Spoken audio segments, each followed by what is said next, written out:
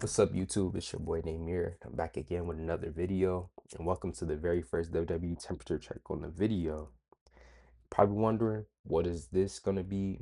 WWE temperature check is gonna be something I do after WWE is done with the PLE or a Saturday night's main event, and it's just gonna be me giving my thoughts on like how rivalries were concluded or the start of new rivalries or continue or potential rivalries, and we'll be talking about the champions and basically just the overall product of the WWE after they're done with the PLE, especially after like the Raw and SmackDown. So that's basically what I'll be going over with that.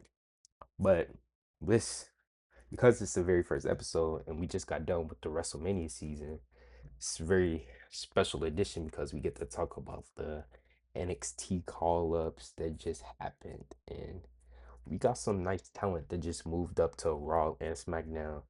So we'll probably start with talking about those things first. But before we get into it, make sure you like and subscribe.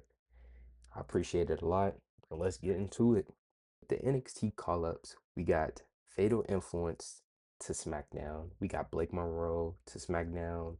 We got Ricky Saints to SmackDown. But Raw gets Sol Ruka, Ethan Page, and Joe Hendry. Now, with Fatal Influence, they had a great showing at last night's SmackDown. So I'll talk about what I see they going in the future later in the video. Blake Monroe, because she just had a little vignette showcasing that she'll be there next week. I can see her going after the United States Championship against Tiffy, which will be very interesting. I have a lot of potential and faith in that feud, and hopefully, with Blake getting in there, she's able to like buff up that United States Championship, kind of make it mean something because it's kind of just been a title people just hold around just because. Ricky Saints on SmackDown, I could see him going after United States Championship, but it kind of looked like we already got a couple of stories that we can do with Trick Mello and Sammy still being there. So I don't know. Maybe he'll go after Cody, which would be really cool. I don't know what they're gonna do with Ricky, but I'm excited either there. So Ruka, we'll talk about what she did on Raw later, but her going after Liv was crazy. I don't know if she's gonna stay in that upper main event or she's gonna go down to the IC championship, but hey, her future's looking bright on Raw. Ethan Page going after the IC championship. Not that I'm having a feeling he's gonna be on Backlash, but we'll talk about that later. That's gonna be really nice. And Joe Hendry on Raw. Kind of don't have a clue what he's gonna do. Maybe might, I'm not gonna say play a Danhausen role, but he'll probably be in something with Danhausen and probably get in a feud with somebody. Not quite sure yet though. But overall, this pool of talent is pretty good. I do feel like it was interesting because I felt like some of them still had more to desire in NXT, but hey, they had to get called up, and it's good to see some fresh new talent on Raw and SmackDown because it kind of felt like everybody was still filled with the same people. So I'm excited to see what they're gonna do. NXT is gonna come back up and build the new stars that they got from Evolve and I guess whatever talent they'll sign outside the WWE. So really looking forward to this class of NXT call ups because they really basically got all of the 2025 roster last year. They got Javon, Oba, Trick, Soul, Fatal Influence, Blake Monroe, Ethan Page, Ricky Saints, Joe Hendry. They got everybody. They have everybody. So and that's crazy. Blake Monroe hasn't even been in WWE for a year. That's crazy. So really looking forward to this class and yeah, let's talk about the famous Raw after Mania. It's supposed to be super hype. Overall on the show, I wouldn't say it's like the super crazy everybody go crazy about. I do still think it was a very good, solid Raw that kind of progressed things and set things for the future. It kind of feel like WWE is going through a reboot. But we first started Raw with the Obafemi promo after he defeated Brock Lesnar coming out. Everybody going crazy for Oba, doing the Oba chants. And once the crowd settles down and Oba's ready to talk, all he says is, "The ruler has arrived," drops the mic, and leaves the ring. Now, where do I see Oba going from here? I mean, he did tease the Roman match, say he's gonna come for him. So I don't know if they're gonna wait until the King of the Ring tournament to do something with him. I just hope they don't like cast him away and don't put him on the show until then. I still would like to see him in matches or some type of program because he's hot right now, and I feel like they could do Oba versus Roman at SummerSlam, and that'll be the match. I maybe Obafemi wins or he loses, but Obafemi, I'll say maybe a few with Gunther. That'd be nice. That'd be nice. Maybe him interacting with Punk because Punk's not going away. His is really, I guess, King of the Ring. We just go with his a King of the Ring, but leading up to King of the Ring, no clue. So I guess next week we'll see. Now we have something odd because on Saturday now we know that this story is not. This is basically the end of the story, but we got Asuka and Kyrie, the Kabuki Warriors versus Rhea Ripley, and Io Sky. Before we talk about, unfortunately, Kyrie Sane getting released, that was a very good Raw match. You know, Io Sky doing that crazy suicide dive for neck, literally. I just hope she's okay. I really do hope she's okay. But it was a very good Raw match, tag team match, very good chemistry.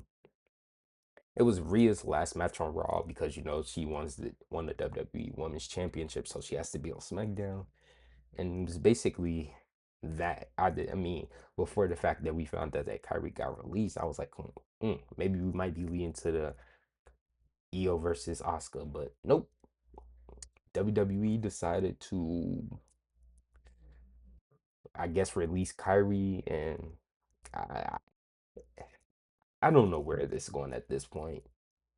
It, I don't know. You put Asuka in the IC championship, Io trying to get the World Heavyweight Championship. I don't know because that release was crazy. Like out of all the releases, you know, it's sad to see a lot of those go. Like Aleister Black, that was crazy.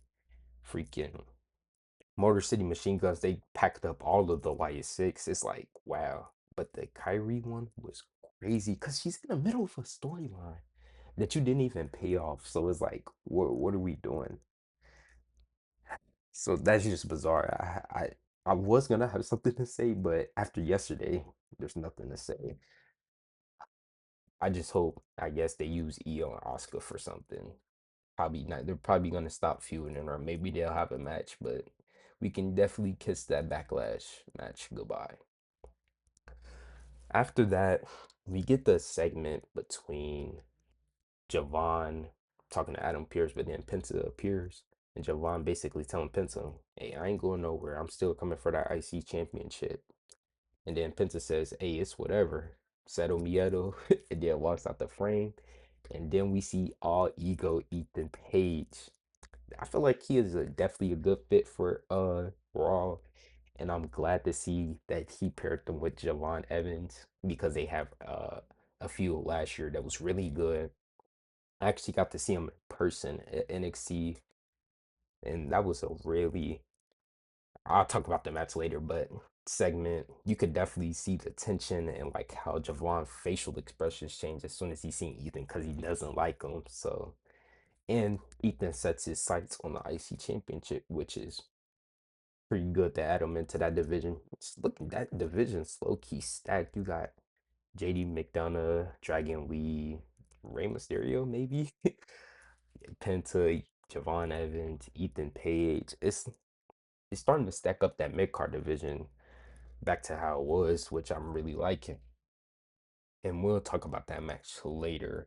After this CM Punk promo, which kind of shocked me. I didn't expect him to be on the show. I thought, you know, you had a banger WrestleMania match. You know, you just lost the title. Go ahead and take your PTO.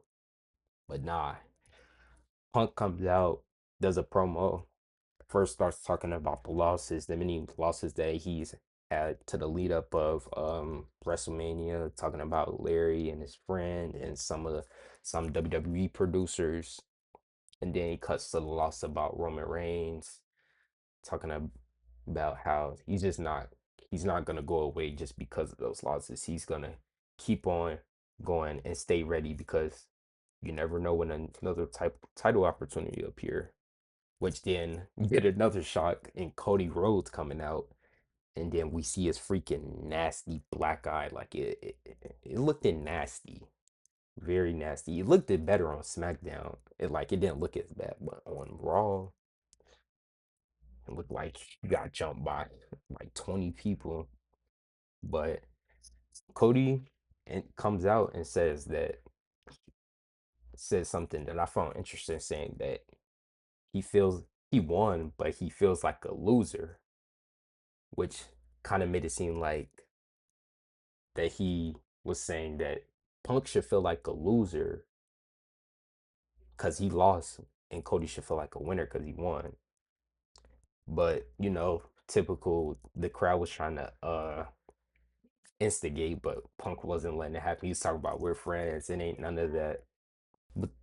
But I'll say the most interesting thing that came out of that is they're teasing Cody versus Punk, with Punk saying you just gotta stay saying the same quote that he said earlier in the promo. You just gotta stay ready because you never know what another opportunity comes. And looks at Cody's title, and then as Punk leaving, Cody says just say when. So I'm saying SummerSlam. Some people saying Wrestle next year WrestleMania. I don't think we need to wait that long for that. We could just get it at SummerSlam. We don't have to keep on waiting until WrestleMania for everything. So hopefully SummerSlam, you know, Punk to SmackDown would be interesting because he's been on Raw the whole time since his return. And what I see Punk doing, I, I really mm, Oba and Punk feel maybe like Oba the new kid on the block. I guess he could get introduced to CM Punk can get involved with him. Maybe we get this whole warfare like who's gonna fight Roman at I think it's Saturday night main event.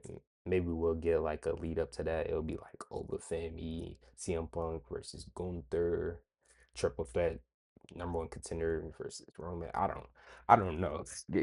It's really clueless what he's gonna do, but I'd like to see a Oba feud just to lead up to the King of the Ring. That'd be nice. Next, we're gonna talk about Ethan versus Javon. They had a great match on Raw, great chemistry, because they're a rivalry, so it's as expected. But towards the end of the match, Javon and Ethan are at the outside, and as Javon is about to get Ethan back into the ring, Rusev appears and then tries to attack Javon, but Javon dodges the attack and attacks him back, which ultimately leads to him losing because he let the distraction get to him.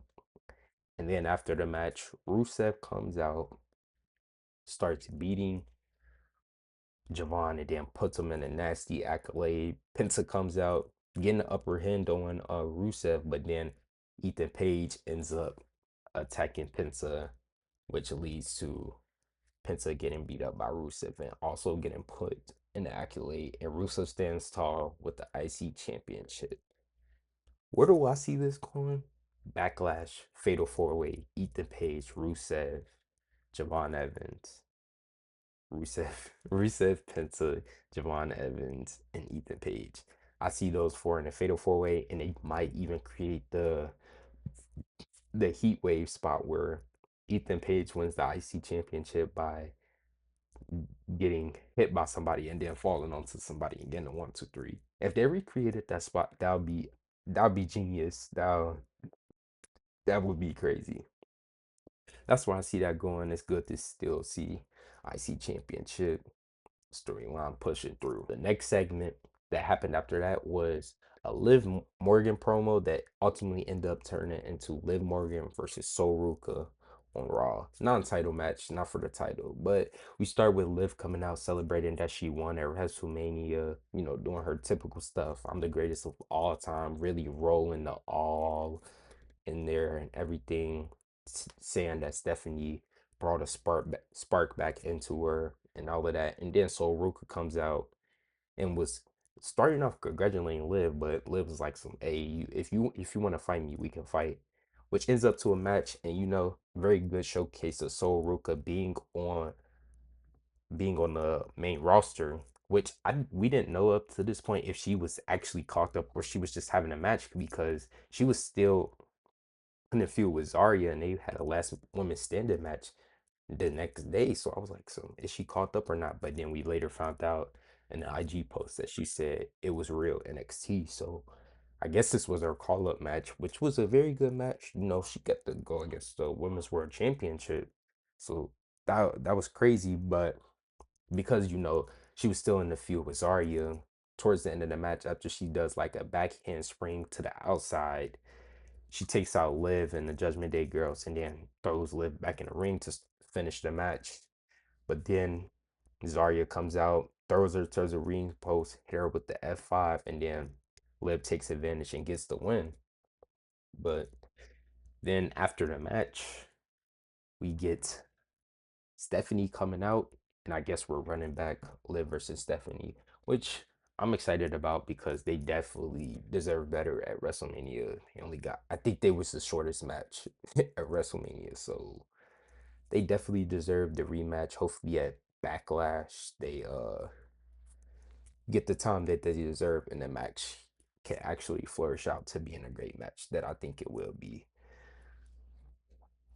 Next on Raw, we start with the Braun Breaker return promo with the Vision coming out and Logan talking about his WrestleMania match and kind of teases a match against Speed, maybe SummerSlam if Speed's available. I could see that happening. I can definitely see that. I don't know how the match is gonna go, but I can definitely see that happening. It'll be interesting. But then we get Braun coming out, badass entrance, and he's basically told Seth, "I'm gonna make your life a living hell." Seth comes out but attacks Braun from the behind with a nasty chair shot to the back of his head, which causes him to bleed later in the segment. But then Logan Paul and Austin Theory come out and starts giving the pressure to Seth. But then the Street Profits just randomly return, which shocked me. I wasn't out of all teams them to return. So they're returning and they fight off the Vision. So then it just leaves Seth and Braun hits Seth with a nasty spear with the blood just pouring from the back of his head. Looks nasty, and you could just see all the muscles and strength, the veins popping out of Braun, and then he gets him back up, runs back and forth between the ropes, and spears Seth again. And basically just send him a message.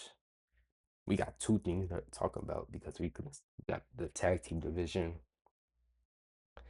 Do I think they're gonna start caring again?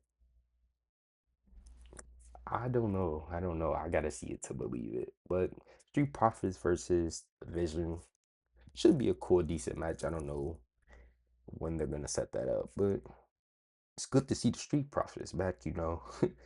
After they was getting like the Montez was getting, I wouldn't say criticized, but people were worried about him having like the lean gut, but he was just bulking, trying to gain some weight. Same with Angelo too. They both looked it nice, and it was great to see the Profits back.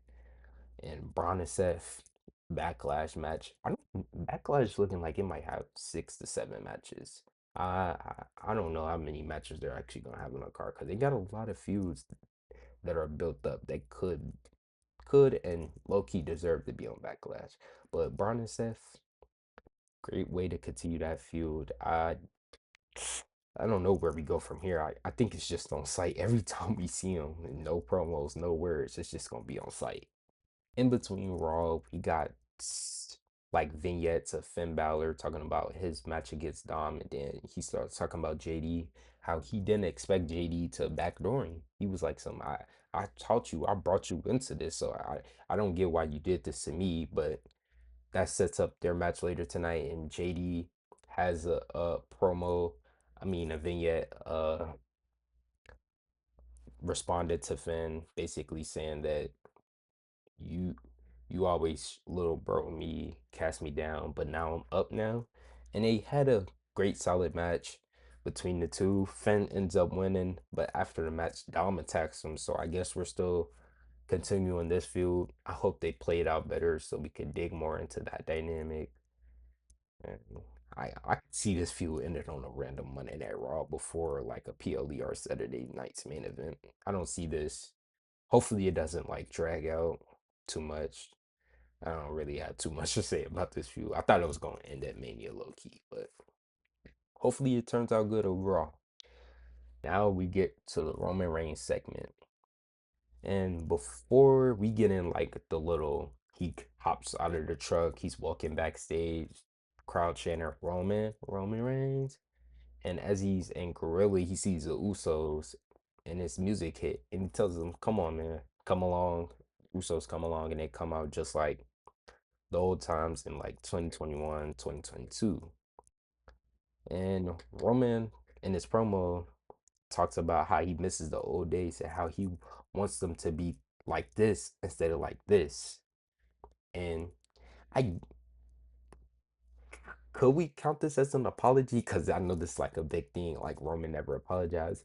But I guess he basically said he doesn't want the Usos to serve him. He doesn't want them to serve him. He wants them to be with them as a family. He wants them to be together as a family and not be divided anymore, which I really like because I for his title reign, I don't want to see it just be the bloodline all over again. I would just like it to be, I guess, the Usos there if they need to be there. And you know, the Usos accepts and they throw up the We the Ones, all of that. They throw up the ones you think it's gonna be the end, but we hear Jacob Fatu's music, and that's a shocker because I was expecting Obafemi out of anything, and Jacob comes out, and I can just feel like I don't you could tell that I wouldn't say he's nervous. He's just like very amped about it. Like he's basically saying, I need everything that you got. I need that title. I need that money. I need the shoe. He want the Jordan deals. He want his own Jordans. He want all of that. Taking it all. All right, let me. But he basically telling Roman, I need all that. I need all that. And Roman says, you sure you want all of this? You think you're gonna be able to handle this? Cause if I beat you, you don't have to acknowledge me. You don't have to fall in line. And Roman basically gives Jacob a week until next week's Raw, which is nice to see that Roman's gonna be on Raw next week to see if he still feel that same way or he could just join the family. So this feud could be very good start for Roman Reigns' title reign.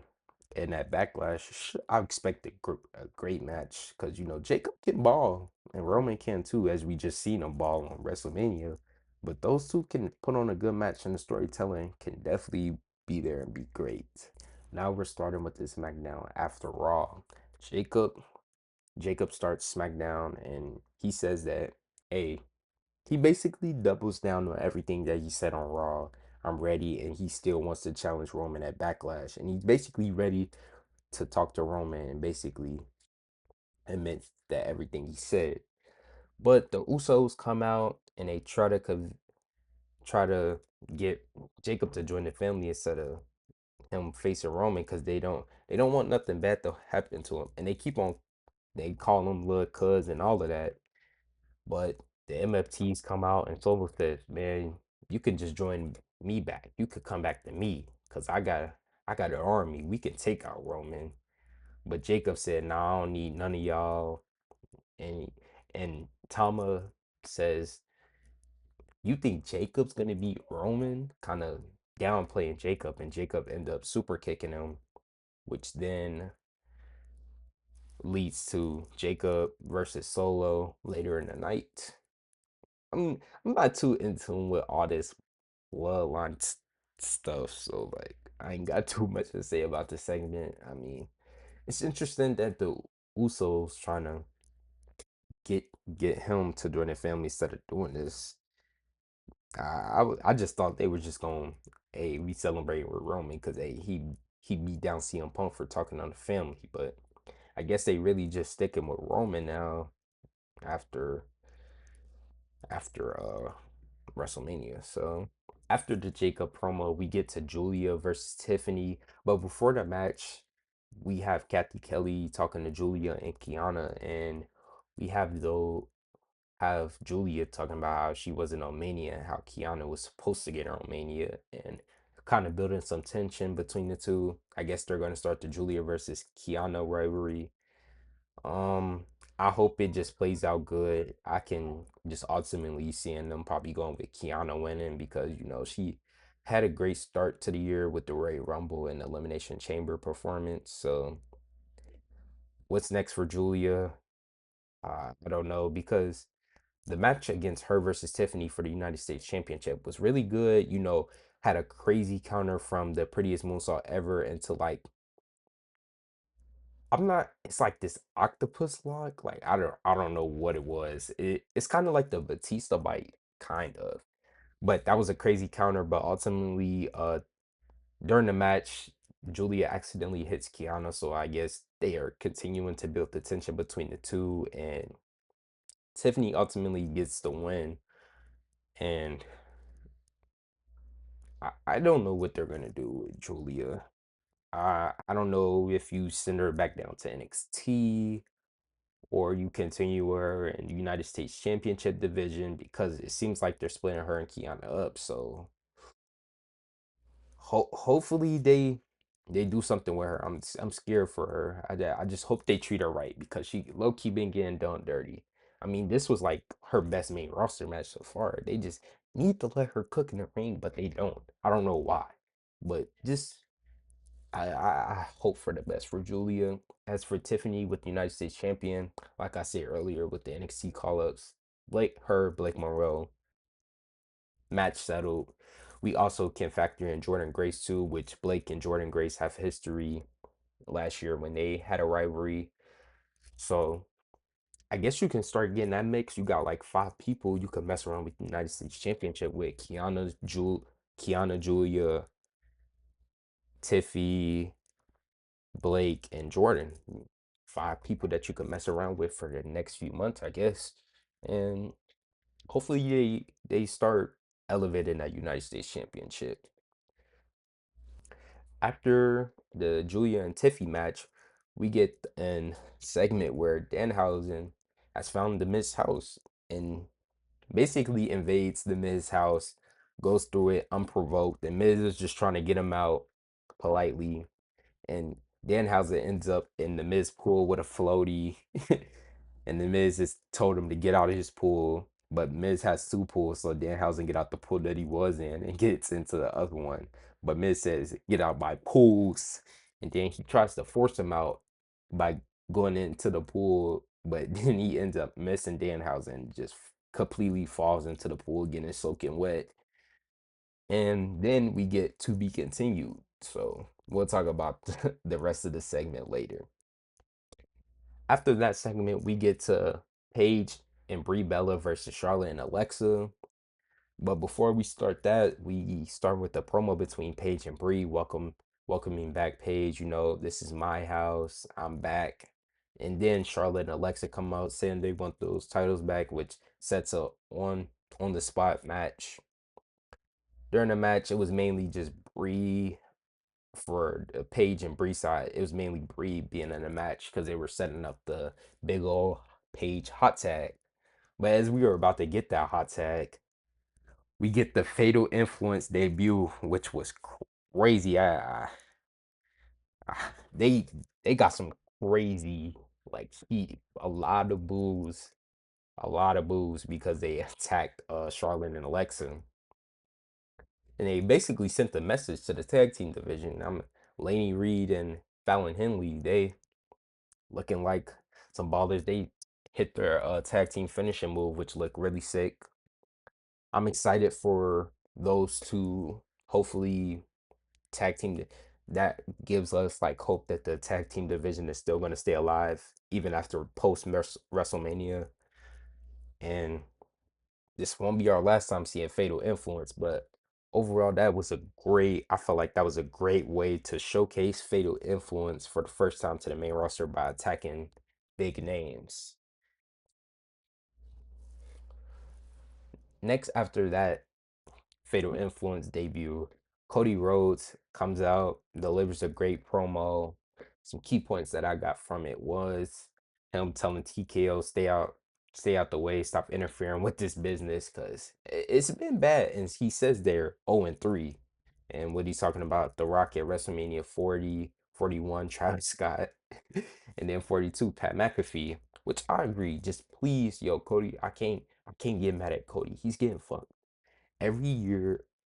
Keeps on getting sabotaged in WrestleMania. So I hope this upcoming WrestleMania or 43, he just please doesn't get no celebrity involvement or some wacky storyline or wacky match because he deserves better than that. He deserves way better than that. Although WrestleMania 40 was good, can we just please get him a match against his opponent with just him and his opponent? Like it's kind of nasty. So I kind of feel for Cody, and he basically says at the end of the promo he's ready for whoever's next.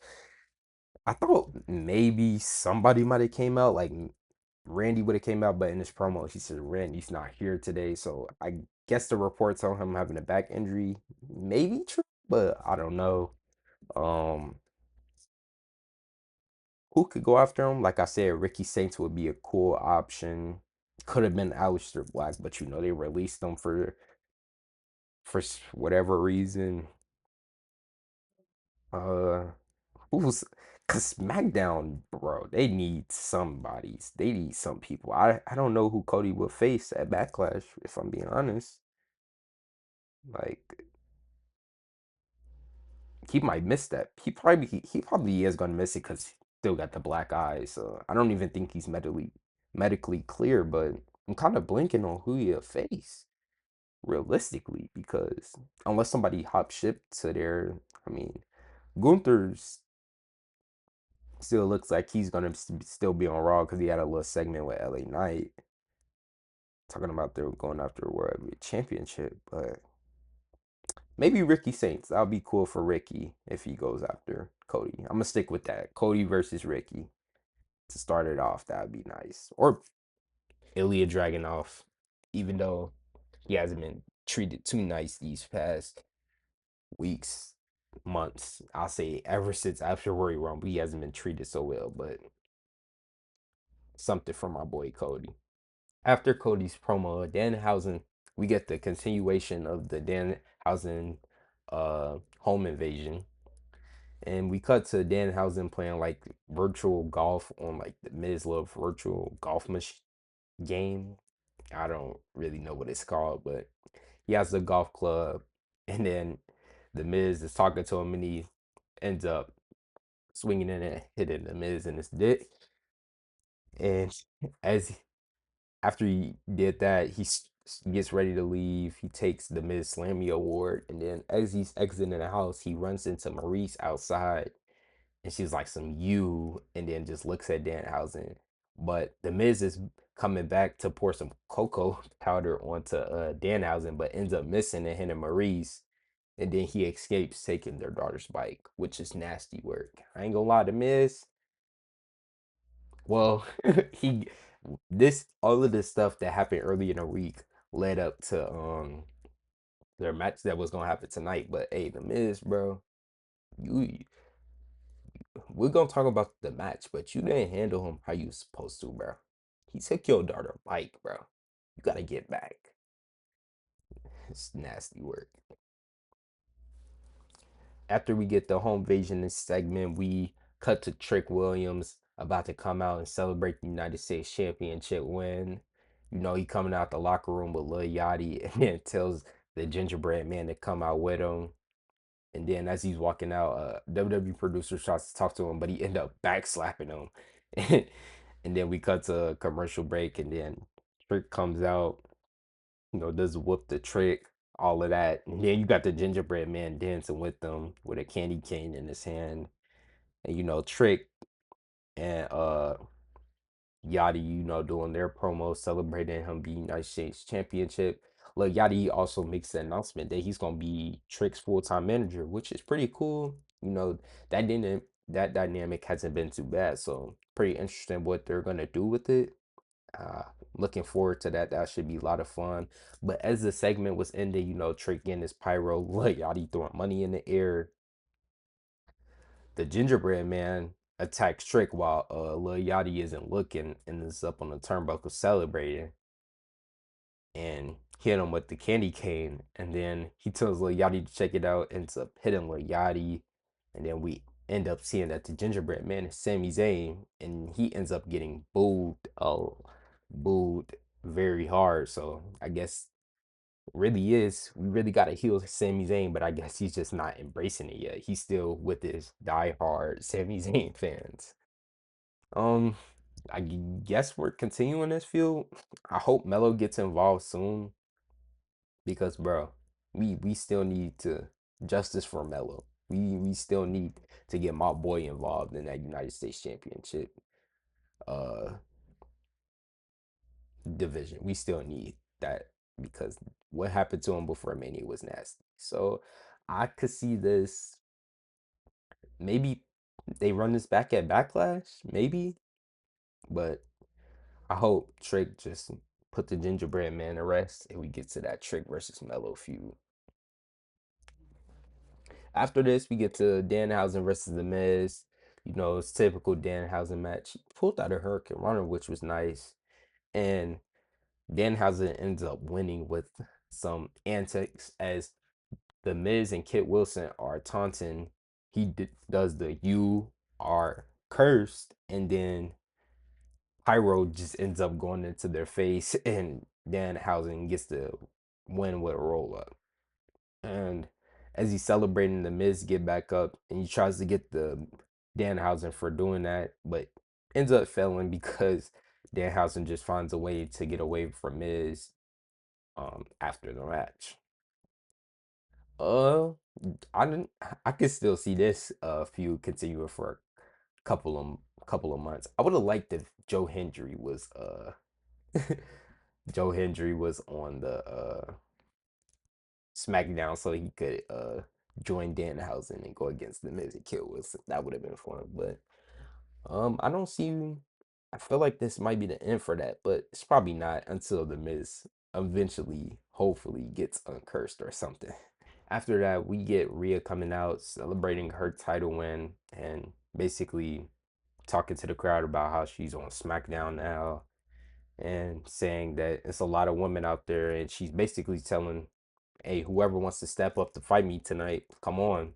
And we get Fatal Influence comes out again, which was a shocker because you would think they'll just come out for the tag team thing and they're one and done, but nope, two segments in one night, which is really really nice, really showcasing them, and hopefully the main roster crowd keeps on giving them the energy because she was getting booed like Dominic Mysterio after SummerSlam 2024 and 2023 Dominic Mysterio. She was getting booed bad and she could barely talk, but we ended up getting to the match and it showcased JC Jane really really good. Her and Rhea had very good chemistry, but as the match was about to end, we get to Rhea about to set up the riptide, but Fallon Henley comes in, chops Rhea in her leg, which leads to a DQ, and then Laney Reed start jumping her. They start beating her up, hit their moves, and then we get to see JC James finish her the rolling encore, and it looked nasty, and basically just sending a message that she going after that women's world WWE Women's Championship. I thought she was gonna go to the United States Championship, but no, straight to the main event. I like it. I like it. I like it. I like it. Fatal Influence looking really good just based off of their first impression, and I hope they keep on going up from here. Don't stop now. Just keep on going up. Keep on doing the same thing. We have later after this beatdown, we have a segment where Charlotte and Alexa in the nurses doctor's out room getting checked up on, having ice on them, and Charlotte, I mean, Rhea's coming in there because she just got done beating up, and Charlotte basically announces that she got a match against JC next week, which is crazy. I hopefully JC can win it, but that is crazy. First 2 weeks you get to go against Rhea and then Charlotte, like hey, they giving the house to JC, and I can see Fatal Influence, Laney Reed, and Fallon Henley definitely for sure winning that Women's World Tag Team Championship. So overall, I'm giving those that was probably like my favorite thing that happened all week. The Fatal Influence debut. Like that. Cause it's like the expectations for like NXT call ups have always been low, especially like these past years, because they don't really lead to much, especially during the Vince era. So to see like NXT call ups get treated like this is amazing. So overall, again, thumbs up. Get to Jacob to Solo, main event, solid match. Really, main thing to talk about is post match. Is after the match, Jacob wins with the moonsault. Then the MFTs come out, start beating on Jacob. You could kind of see the Usos coming down the ramp, slowly creeping. They didn't help Jacob, but they were just watching. And Jacob ends up powering them off and ends up beating the MFT. Is kind of giving me flashbacks to when Jacob first debuted and he was just going crazy, you know, doing the hip attack with the chair on top of their heads, putting Tangaloa through a table, and I guess just basically sending a message like, hey, I'm a one-man army. I can beat Roman by myself. I don't need no help. So that's what I kind of got from that, and that was basically WWE this week. Uh, Other than the unfortunate releases that happened this week, I say this week was overall great. This was an overall great week, and I'm really looking forward to WWE Backlash and how they're gonna set all that stuff up. And the future's looking bright, especially with these call ups. So I hope y'all enjoyed this video. Make sure to like and subscribe, and I'm gonna catch y'all in the next one.